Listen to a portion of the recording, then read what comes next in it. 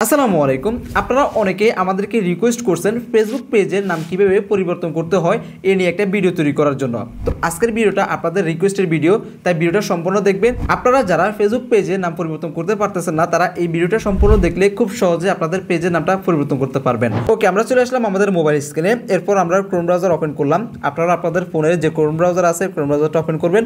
তারপর facebook.com এই ওয়েবসাইটে প্রবেশ করবেন এবং আপনাদের যে ফেসবুক আইডিটা আছে ফেসবুক আইডিটা লগ ইন করে নেবেন। এখন আপনারা দেখতে পারবেন যে এখানে 3 ডট লাইনস আছে, এখানে ক্লিক করবেন।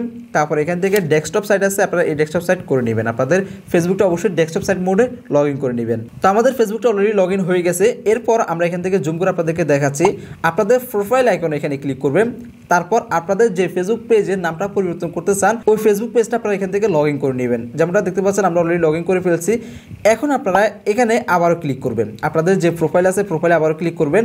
তারপর এখান থেকে দেখতে পারবেন যে সেটিংস অ্যান্ড প্রাইভেসি লেখা আছে, এখানে ক্লিক করবেন। আবারও সেটিংস এখানে ক্লিক করবেন।